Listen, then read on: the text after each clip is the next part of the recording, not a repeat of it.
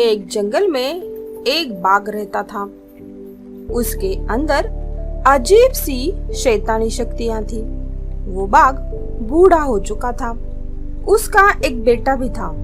उसका नाम बगीरा था। वो बहुत ही जालिम और खूंखार था।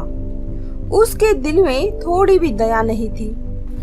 एक दिन बूढ़ा बाघ अपने बेटे बगीरा से कहता है, बेटा, मेरे अंदर शैतानी शक्तियां हैं। अब मैं तुम्हें ये देना चाहता हूँ। जब मैं ये तुम्हें दूंगा तो मैं मर जाऊंगा।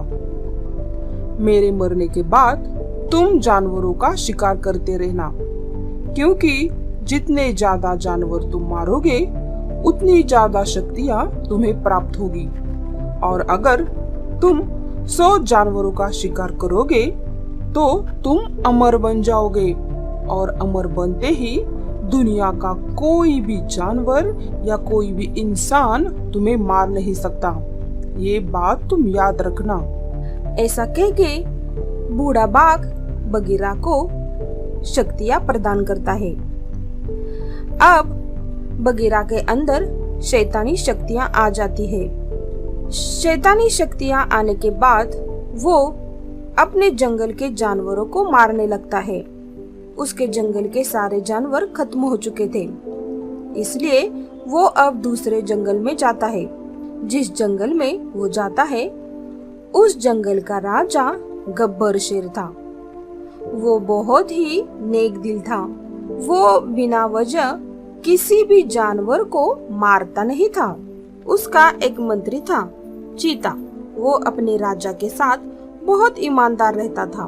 एक दिन चीता बगीरा को शिकार करते हुए देख लेता है, तो वो भागते भागते गब्बर के पास आता है और कहता है, महाराज, हमारे जंगल में एक बाघ घुस आया है और वो हमारे जंगल के जानवरों का शिकार कर रहा है।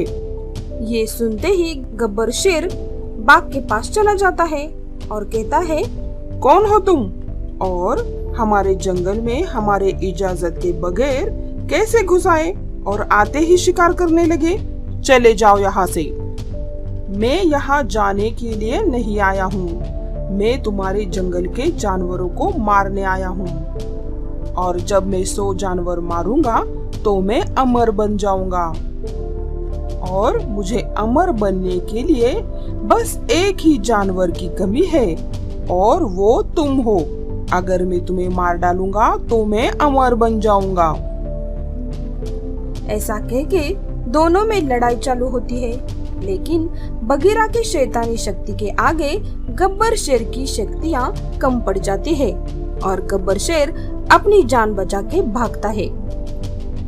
जख्मी गब्बर शेर बाघ से जान बचाते बचाते एक पेड़ के नीचे रुक जाता है। जैसे ही वो वहाँ रुकता है, उस पेड़ से एक सुनहरा रंग का शेर निकल आता है। वो सुनहरा शेर कहता है, धन्यवाद भाई, तूने मुझे आज आजाद किया है। क्या मतलब? और आप इस पेड़ के अंदर से कैसे बाहर आए? सुनहरा शेर कहता है, कुछ साल पहले मैं यहाँ तालाब पर पानी पीने आया था, तो मुझे संत महात्मा दिखाई दिए। तो मेरे मन में इंसान का मांस खाने की लालसा उत्पन्न हुई और मैंने उस साधु महात्मा पर हमला किया।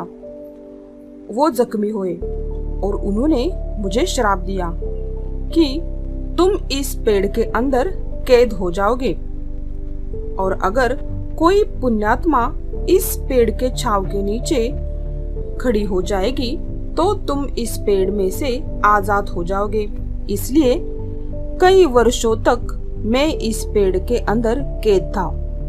आज तुम्हारी वजह से मैं आजाद हुआ हूँ। बोलो, क्या इच्छा है तुम्हारी? तो गब्बर शेर सारी बात बताता है कि कैसे बाघ ने उस पर हमला किया और बाघ अब अमर बनने जा रहा है। तो सुनहरा शेर कहता है, अच्छा, मेरे पास अद्भुत शक्तियां हैं। ये मैं तुम्हें प्रदान करता हूँ। इसकी वजह से तुम उस बाघ को आसानी से मार सकते हो। तो सुनहरा शेर गब्बर को अद्भुत शक्तियां प्रदान करता है।